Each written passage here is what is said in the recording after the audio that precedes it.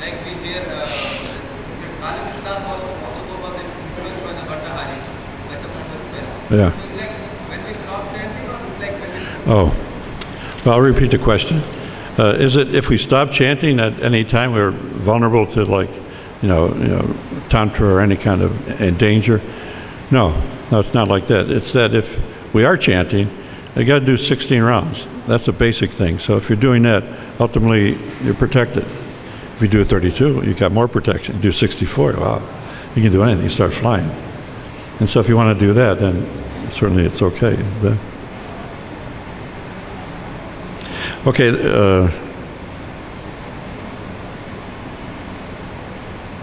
Okay, there's one story I'll finish with. It's very funny.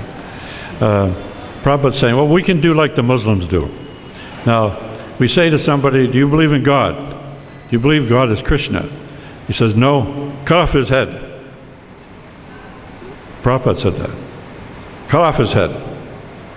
And so it refers back to that story. He was thinking it was after that happened with Seti, when he cut the head off of that Muslim. Then he laughed. He says, no, we can't do that. You can't cut off heads.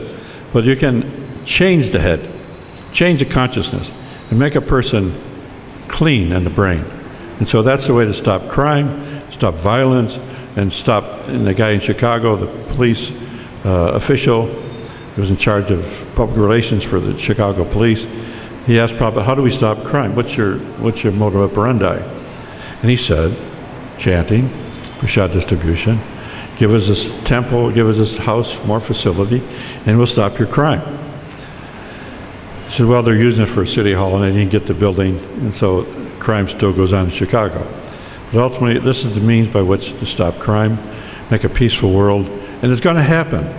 Prabhupada predicted it will take place, that actually devotees will be in government positions. They will be in leadership opportunities where they can, if a leader is Krishna conscious, everybody will be. So everybody will be wearing tilak, the ministers, and now we have Modi as a minister, prime minister.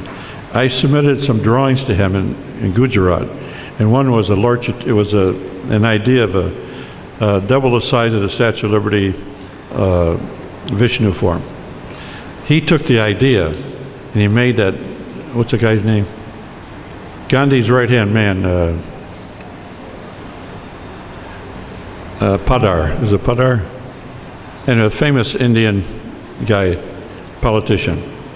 So he's trying to erect a statue twice the size of the Statue of Liberty and the guy's name, a mundane political figure. But the idea came from me. I told him in the report I was trying to make something happen in Gujarat. Padar, is that the guy's name?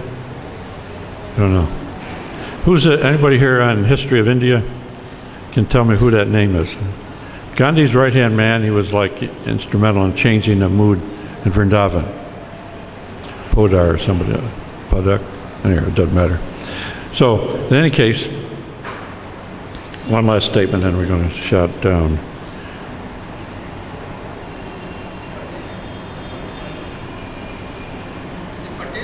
Patel, yeah, it was Patel.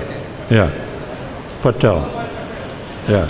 So he's building a big statue to Patel. Yeah, instead of, I don't know how far it's gone along, but he's advertising it. But it came from this Vishnu form.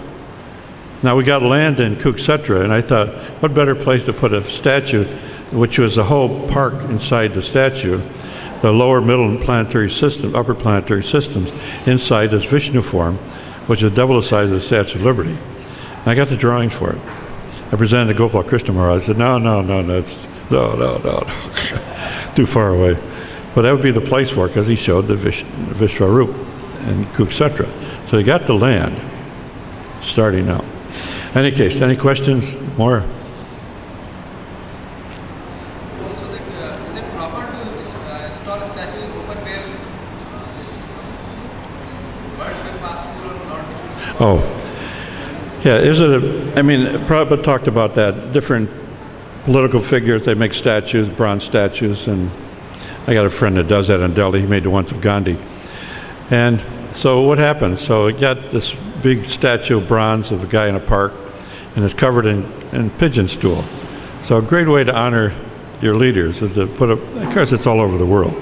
It's a big honor to have a statue made. And that was my business. I made statues of so many people, unfortunately. But in fiberglass, not bronze. I did bronze.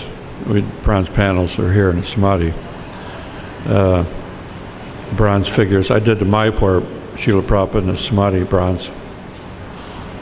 And so Prabhupada jokes about it, saying that okay, the day before, a cleaner will come with a scrub brush and some water and scrub away all the pigeon stool.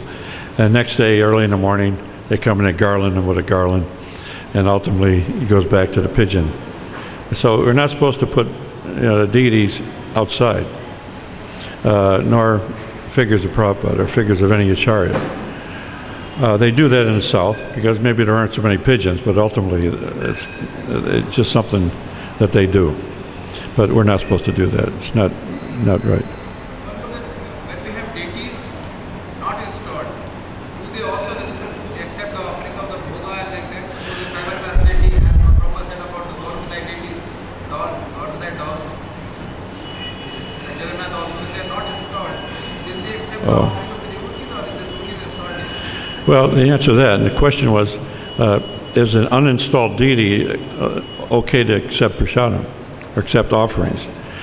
Well, Prabhupada made it clear to all of us that any form of the Lord, in a picture, a drawing, a painting, a sculpture, a photograph of Acharya, he's present. Any pictures of Prabhupada, he's present.